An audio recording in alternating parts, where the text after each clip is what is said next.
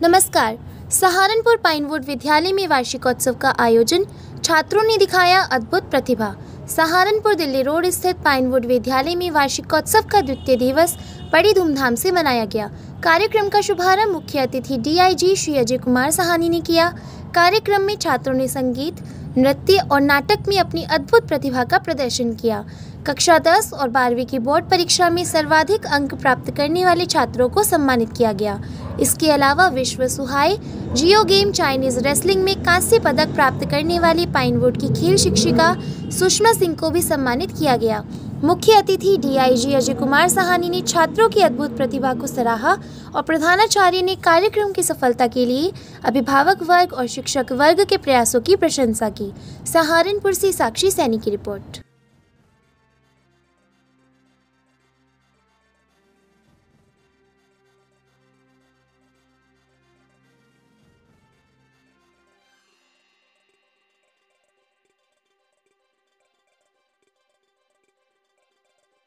सहारनपुर में 23 दिसंबर को भारत रत्न चौधरी चरण सिंह की जयंती किसान सम्मान दिवस के रूप में मनाई जाएगी। इस अवसर पर रालोद कार्यकर्ता 18 दिसंबर से 23 दिसंबर तक प्रत्येक ब्लॉक पर किसानों को सम्मानित करेंगे। इसी बीच पुनीत चौधरी को युवा रालोद जिलाध्यक्ष बनाया गया है। उन्हें फूल मालाओं से स्वागत किया गया। जिलाध्यक्ष शाहजमान ने कहा कि हमारे नेता केंद्रीय मंत्री जयंत चौधरी युवाओं को आगे बढ़ा रहे हैं। सहारनपुर से साक्षी सैनी की रिपोर्ट। हमारे आदरणीय जिलाध्यक्ष पार्टी के जिलाध्यक्ष शाहजमान जी ने चेयरमैन साहब उन्होंने नियुक्ति पत्र पुनीत चौधरी को सौंपा है कि ताकि जिले में पार्टी को और मजबूत बनाया जा सके और पुनीत चौधरी अपनी टीम के साथ जिलाध्यक्ष जी का पूरा सहयोग करें और पार्टी को मजबूत बनाने में जो है अपनी भूमिका निभाएं। हमारे राष्ट्रीय अध्यक्ष माननीय जयंत चौधरी जी ने और राष्ट्रीय महासचिव त्रिलोक त्यागी जी ने और युवा के राष्ट्रीय अध्यक्ष जो है चंदन सिंह चौहान, सभी ने, क्षेत्रीय अध्यक्ष आसिफ जी ने, सभी ने जिम्मेदारी जो सौंपी है। हमें आशा और उम्मीद है कि अपनी जिम्मेदारी को पूरी तरह निभाएंगे। जिलाधिकारी मनीष बंसल ने गुरुवार को देर रात तक अफसरों की टीम के साथ शहर का भ्रमण किया। इस दौरान उन्होंने बेहट रोड स्थित निर्माण कुष्ठ आश्रम में पहुंचकर वहां रहने वाले परिवारों को कंबल वितरित किए। उन्होंने आश्रम में रहने वाले से उनके हालचाल की भी जानकारी ली। इसके बाद उन्होंने जनमंच के निकट स्थित नगर निगम द्वारा संचालित रैन बसेरे का निरीक्षण किया और वहां की व्यवस्थाओं को परखा। उन्होंने निर्देश दिया कि रैन बसेरे में सभी आवश्यक प्रबंध सुनिश्चित किए जाएं तथा साफ सफाई पर विशेष ध्यान दिया जाए। उन्होंने निर्देश दिए कि कोई भी निराश्रित गरीब व असहाय रात में सड़क अथवा फुटपाथ पर सोने के लिए बाध्य ना हो। इसके बाद उन्होंने रोडवेज बस स्टैंड पर अलाव की व्यवस्था को देखा और अलाव में जाने के लिए जलाने के लिए कम लकड़ी होने पर नाराजगी व्यक्त की। उन्होंने अपर जिलाधिकारी वित्त एवं राजस्व को निर्देश दिए कि जनपद में जिन स्थानों पर अलाव जलाए जा रहे हैं टीम बनाकर उनकी रैंडम जांच कराई जाए। सहारनपुर से साक्षी सैनी की रिपोर्ट।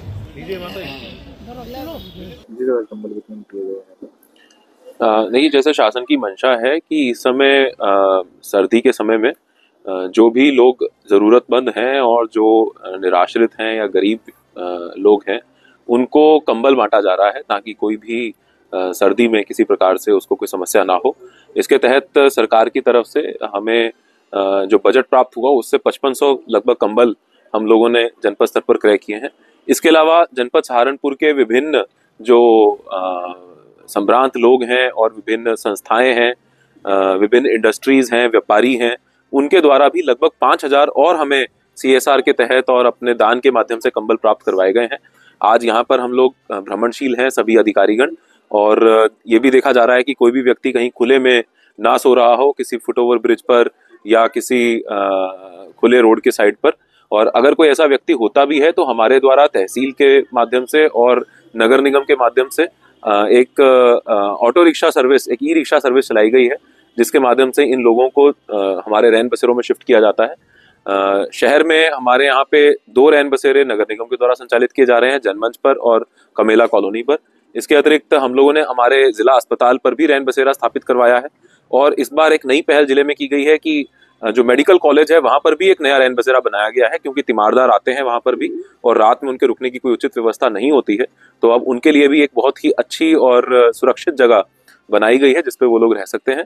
अगर कोई भी व्यक्ति रास्ते में या कहीं पर भी कोई निराश्रित या जरूरतमंद दिखता है, तहसील प्रशासन और हमारे सभी मजिस्ट्रेट्स को ये सख्त निर्देश है कि उनको उचित जो हेल्प है, जो सरकार की तरफ से राहत है, वो वितरित की जाए और किसी भी व्यक्ति को खुले आसमान में ना सोने दिया जाए। अलाव को लेकर किस तरह की व्यवस्था की गई शीतलहर? देखिए, शीतलहर के दृष्टिगत पूरे जनपद में विभिन्न स्थानों पर अलाव जो है वो जलाना शुरू कर दिया गया है और लगातार जो सप्लाई है वो अलाव की हर ऐसे पॉइंट्स पर चिन्हित करके की जा रही है।